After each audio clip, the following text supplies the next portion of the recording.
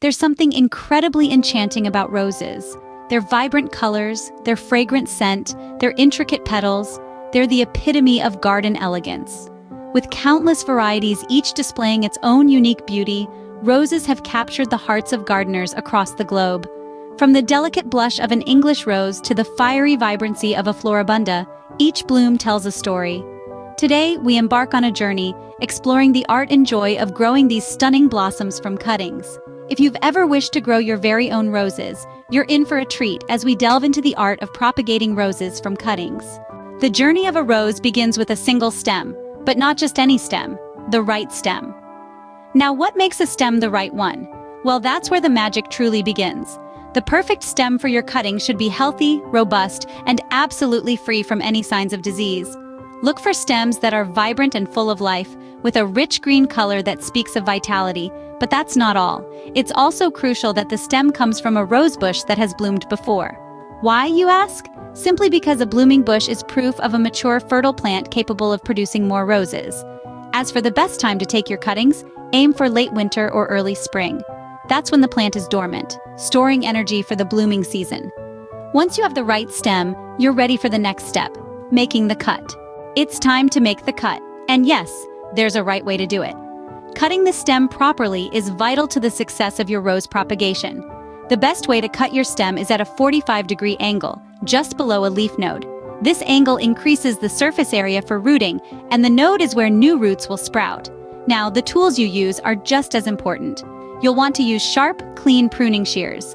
Sharp shears make a clean cut without damaging the stem. Cleanliness is key to prevent introducing any diseases to the cutting. If your shears have been used before, a quick dip in some rubbing alcohol will do the trick. It's these little details that make a big difference in the success of your rose propagation journey. So, with your stem properly cut, it's time to prepare it for planting. Preparing your cutting for planting might seem complex, but with a few tips, you'll be a pro in no time. Let's break it down. First, we must remove the lower leaves from the cutting. This is important because it minimizes the amount of energy the cutting uses on unnecessary foliage, redirecting it towards root development. Just pinch off the leaves gently, being careful not to damage the stem in the process. Next, we come to the step of dipping the cut end in rooting hormone. Now you might be wondering, why is this necessary? Well, this magic substance accelerates the rooting process, giving your cutting a much-needed head start. It's easy to use too. Simply dip the cut end into the hormone, ensuring a good coverage. Remember, rooting hormone is not a must-have, but it's definitely a good to have. It's like giving your cutting a little extra encouragement to grow roots faster. But what if you don't have rooting hormone? Don't worry, you can still proceed without it. The cutting will root on its own, although it might take a bit longer. So, there you have it. Removing the lower leaves and applying rooting hormone are two simple steps that set the stage for successful root development. With these steps done, you're well on your way to growing a new rose plant from a cutting. Your cutting is now ready for its new home. But first, let's make sure we've got the right soil and pot. Just like us, roses need a comfortable home to thrive. For them, it's all about the right soil and pot. When it comes to pots, roses aren't picky about the material. It can be terracotta, plastic, or ceramic. What they do care about is size. A pot that's too small can stunt growth, while one that's too large can lead to waterlogged soil. A pot with a diameter of 12 to 15 inches is usually a safe bet. Now let's talk soil. Roses love a good balance. They want soil that's rich but not too heavy, that can hold moisture, but drains well. A mix of 1/3 topsoil, 1/3 organic compost, and 1/3 sharp sand or perlite usually does the trick. The compost gives the roses the nutrients they need, the topsoil provides structure, and the sand or perlite ensures good drainage. To prepare the pot, start by covering the bottom with a layer of gravel or small stones. This helps with drainage, ensuring that water doesn't sit at the bottom of the pot. Then, fill the pot with the soil mix, but leave about 2 inches from the top. This space will be useful when you're watering your roses, preventing water from spilling over. And there you have it. The perfect home for your rose cutting is ready. With the right soil and pot, you're all set to start the rooting process.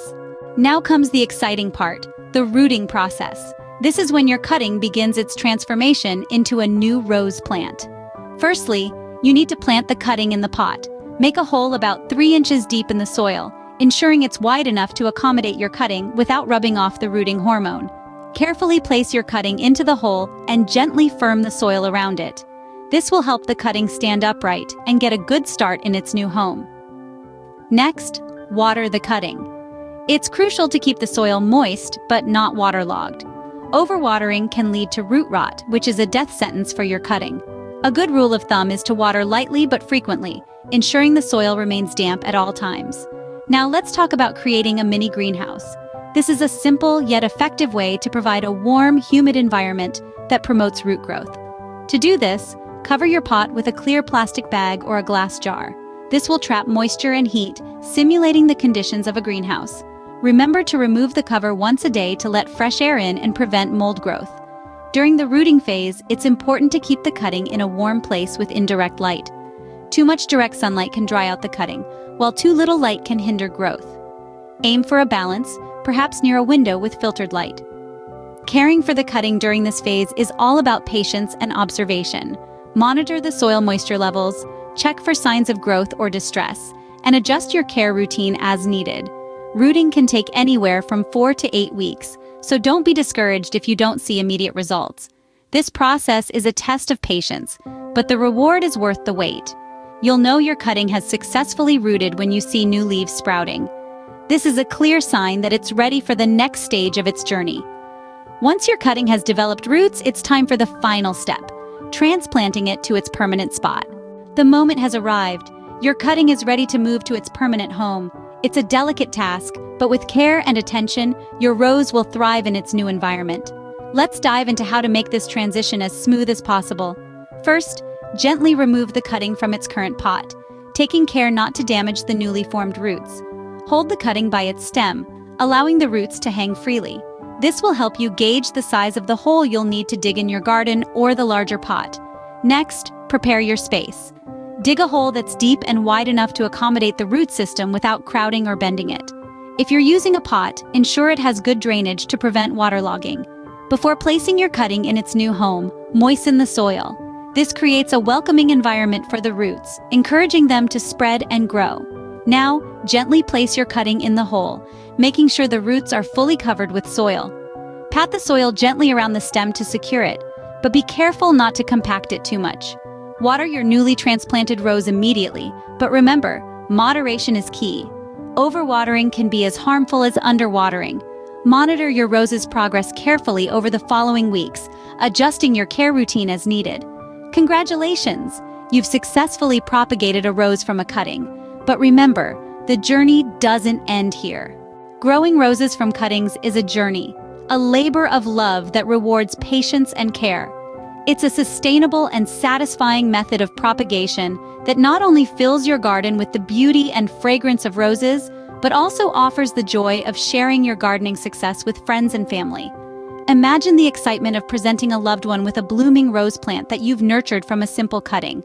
It's a gift that symbolizes growth, beauty, and resilience, qualities that resonate in every gardener.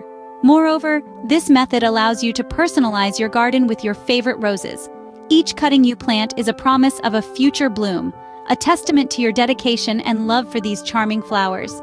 It's a cycle of growth and renewal that you initiate and foster, one cutting at a time. So, why not start your rose propagation adventure today? And remember, every rose begins with a single cutting.